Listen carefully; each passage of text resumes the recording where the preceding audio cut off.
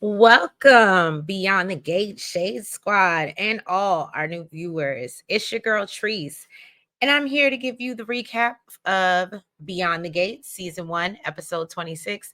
And this is, I believe, Wednesday's episode. Yes, Wednesday's episode. Because remember, I told you I was going to be right back after I watched it. Here I am. Here I am. All right. So yeah, y'all, if you have not already, please make sure that you've hit that like button. And make sure that you guys subscribe as well. All right. And let's go ahead and get into this episode because it was good. And you knew I was waiting to see what happened after this kiss. Now, again, trigger warning. It's a lot of DNA. For those that know. Okay. A lot of DNA this episode, but let's get into it and let's get shady.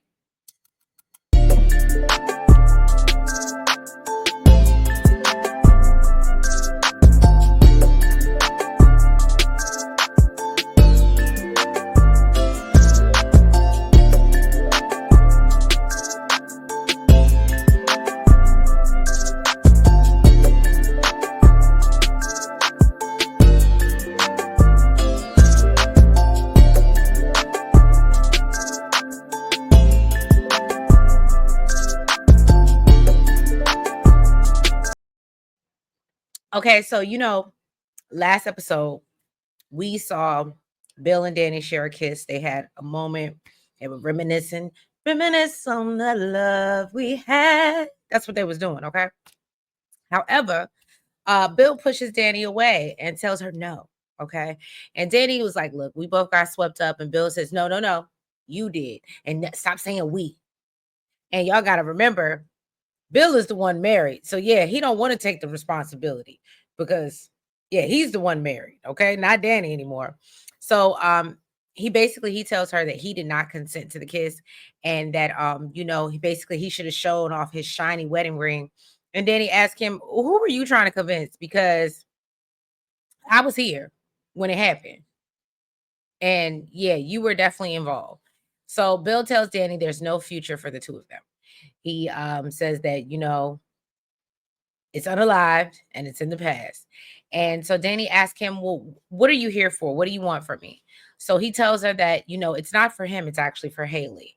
And what he really wants is he tells her that Haley's treatment at the country club is just unacceptable. And please tell your little friends to stop icing her out. And Danny explains that, "Look, I ain't got nothing to do with that."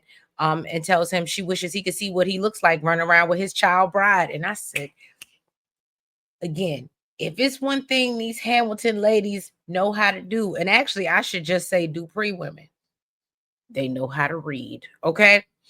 So anyway, Bill says it's, basically, no, people see him running around being the happiest he's ever been in a long time. Okay. And so he thinks that he and Haley are equal partners, and Danny questions how. Okay. How? Mentally, physically, explain that. So what did she say? Geriatrically, it was when I tell you, I love when they give us scenes like this and she's not like boo. I love it. I love it.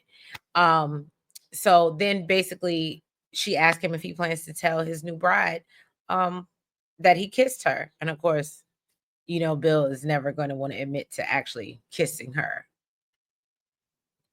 So we know that also last episode, Naomi was really going through it because she was like, "Oh, feeling like, is this more of a personal vendetta, or am I really like going up for my clients?" So Jacob is reassuring her that, "Look, you ain't got nothing to worry about." And he reminds her that, "Look, these ladies came to you and chose you to, defend them against your father. And even if it means she might be getting her own lick back," is what my notes say.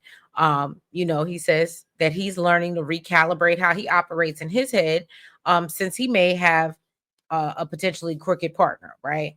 And meanwhile, Malone is meeting with Joey around the corner. And I said, "Well, this is never good. This is never good." But I already told y'all I thought he was a crooked cop anyway. So Ashley's freaking out that Derek has invited Andre over for dinner. Y'all remember that? That was literally the last thing I left y'all on. And he's trying to make sure, and so she's running around trying to make sure everything's perfect. And Derek is wondering why she's sweating so much because it's just Andre. And I was kind of with him. And so I was like, girl, you're giving yourself away. Okay. So Derek wants to, get to know him better and find something in common besides her. And it's so crazy to me that Ashley don't be catching this shade. Like, if that's your man, I don't know about y'all, ladies, gentlemen. I don't know. Just your partner in general. That was definitely shade. And I don't know. I feel like I would have caught that and be like, what's that supposed to mean? I don't know. I don't know. I definitely think it was shade. So Andre arrives with wine and flowers, right? And he and Derek immediately realize that, oh, they share a love of wine. So they bond over sports, and Ashley and Derek tell them that they play what is it called? Bocce ball. I don't play it. I've seen it. They have a little spot down in Georgetown called Pinstripes that I've been to, but I never do the bocce ball. I'm just never into it. Actually, you know what? Let me not sit here and lie. I have played. I'm just not good at it. That's what it is. I played it one good time and I was so bad. I said, I don't need to do this again. I'm good. But anyway, so Andre asked Derek if he wants to be part of his documentary. And so Derek wants no parts and explain, he's still being made up from in the paper. So no. Andre tells him, look, well, just think about it. Just think about it, okay? And then he gets what we thought was a fake phone call. But he apparently actually got a phone call from Danny. And so Derek and Ashley, after he runs out and leaves, because we know Shanice told him last episode, yeah, use that as your excuse to leave. So Derek and Ashley are like, oh, did he leave for a booty call? And Ashley believes like, oh, well, I think that's the reason why he's sticking around. And so hold on, put that nugget. Now we know that's not the reason, but it may end up being the reason.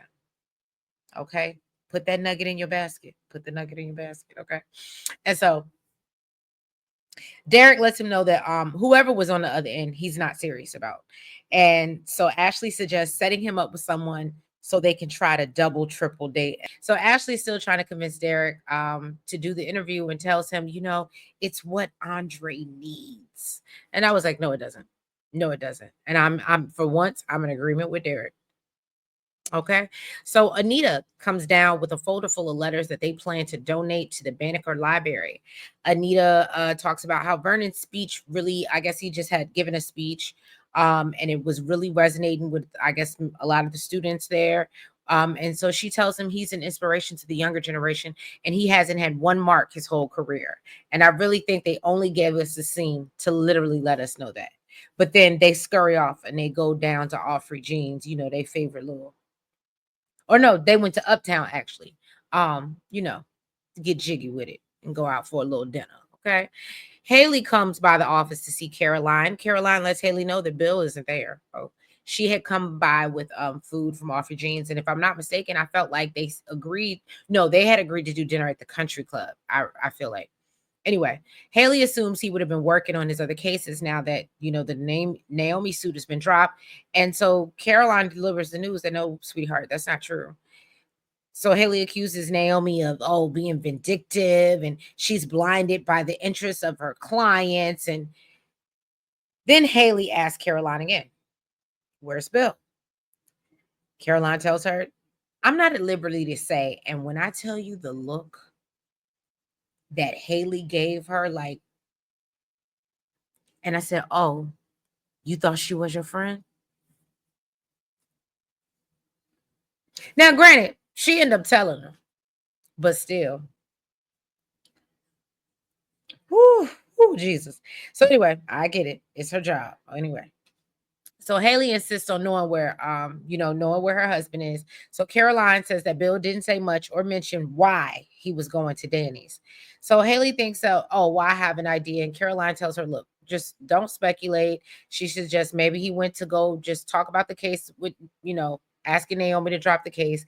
And Haley knows that's not the reason and believes, Danny would always support using her daughter as a weapon for Bill leaving her. And I was like, yeah, no, I would absolutely think so too. The way you did it, I don't even think Danny would need to do it. You're not realizing that your friend really don't see it for you or her father that hard. It ain't even got nothing to do with her mother. I mean, it does, but it really don't. Y'all, I mean, if we want to talk about who was the most betrayed out of this situation, let's just be honest. It was Naomi. Well, was it Naomi? I feel like that's a double hurt to have your like parents divorce, but then to find out that he's marrying the friend that you brought into the family. Yeah, no, no. I think Naomi has every right on her own. And that again, that's with Haley and her delusions. She can't see. I just I can't. Anyway, Naomi, she's so she's sitting there having flashbacks of, you know, kind of arguing, I guess maybe one of her first cases with her father. And when her grandparents walk in, Anita and Vernon, and so they're like, oh, why do you, you know, why you look so far away? So she's telling her grandparents about her father's antics and, you know, about the case. And so you know, she's saying that at this point she's thinking about finding her father, getting his evidence excluded, or, you know, even citing him for contempt. I was like, okay. And Vernon's like, okay, well, that's a little aggressive. And Naomi mentions how, well, Haley, he sicked his on me. Okay. And threatened to bankrupt me. So, you know, no, he deserves this. He deserves everything that he's getting. And Vernon tells her not to be too hasty. And so Naomi is like, okay, well, hold on, because it sounds like you're basically telling me to play softball with my dad. And he was like, yeah, basically that's what I'm saying. And so then she looks to her grandmother. She's like, oh, so when y'all go home on the ride home, you gonna tell me wrong, right? And then she was like, well, I want you to do what you need to do, but you know, just bad things happen, you know, or things can get ugly when Bill feels threatened. And I said, you know what? And this is all to, I guess, protect whatever the secret that Martin has, right? So then, as I told y'all, Malone was around the corner with Joey Armstrong. So Jacob sees Malone talking to Joey in the distance and sees him hand him an envelope, and so then he goes and talks to his father about what he witnessed, okay? Because Jacob is a wish he would just investigate a little bit more before he runs and tattletales. Like, he gives me that kid, like he was the person that told on you when you cut in line, or like he gives me that vibe. He's just, and there's I mean, you need do-gooders in the world, right? But I don't know. I don't know. I can't. He's a handsome young man, but I can't see it for Jacob. It's I don't know. This do-gooder, everything has to be, you know, he's not a habitual line stepper, clearly. But anyway, so he tells his father what he witnessed, and you know, he said he believes that Joey and Malone are working together. His dad wants to know, basically, are am I the only one that you told this? And he's like, yeah. And he's like, okay. He's like, well, look, he's a confidential. He says he's a CI. And so Jacob's like, a confidential informant. And he's like, yeah. He's like, so he works with us. And his daddy was like, yeah. And you could tell Jacob was like, that's bullshit. That's bullshit. But he let his daddy sell it to him, and then said, don't tell nobody. But I'm trusting you. I'm trusting you with this information. So don't tell nobody. Okay. So Elon then pulls Malone to the side and says, it's Jacob's second time catching him accepting these payments, or, you know, doing Joey and letting him get away with nonsense. And so he tells him, look, if he wants this retirement on this Sheila, the boat, then he better not let his son find out how much corruption is really going down in the police department. And I said, I forgot which one of y'all Shade Squad was in the comments talking about how you love, was it you, Tasan? I may be wrong, and forgive me if I'm wrong. Um how they're showing like real life, like how the police corruption goes down. And I was like, yeah, yeah. So yeah, but I'm not saying I want Jacob to be a bad cop. I just want him to have more evidence before he starts like running around making himself look like Cat. Love you, Cat. No shade, Cat, you know. So back at the house, Bill is because clearly, okay, yeah. So Bill denies kissing Danny. Okay. And Danny tells him that he misses her and he wants her, and he knows his marriage was a mistake. Bill claims that he loves Haley very much, and Danny tells him, well, when you were on that couch reminiscing, it was Haley who? And I was with her. And Bill tells her, look, go get a job, go get a hobby. and tells her, tell your friends to show some respect. And then, Danny goes on to see how, say how she's done everything he's asked her since she's met him. We know the whole, um, where's my tiny violin? You know what I mean? I'm sorry. We've heard this many times at this point. And so they go back and forth on all they've done to each other. And she hands him the deed to the Rehoboth house, and he says he's done. And then she tells him, you can keep thinking that. And it's a very toxic, they have a toxic relationship, and they both like it. They both like it. They don't want to admit it, but they both like it. And he will be back. I absolutely believe he'll be back. And so then we see Bill return to his office, and Haley is sitting there waiting for him. And so she tells him she heard that Naomi is proceeding with her case, and says, Caroline told me that before she left. So Bill is like, all right, what else she tell you? So then Haley asked him, well, I don't want to assume nothing, but were you trying to talk to Danny about the case? And he says Danny is so delusional. She didn't even know anything about the case or the lawsuit. And, Haley is questioning, well, why is it so important for you to see her? And Bill tells her that he went over there to talk to her. He really went over there to talk to her about her friends at the country club and trying to help Haley out. And so Haley obviously gets upset because we know this is the last thing that she wanted, because she looks helpless. And, Bill questions, well, what's the difference between you going to run and talk to Naomi and Chelsea versus me trying to going to see Dan? And she was like, because you didn't tell me you was going to talk to her. Like, that's weird. And she was like, and plus, I know you would have approved of what I did. And I said, well, there's that part. He tells her that, Danny thought that he might come back. And Haley thinks it's ridiculous and says, oh, he'd never do that. And I said,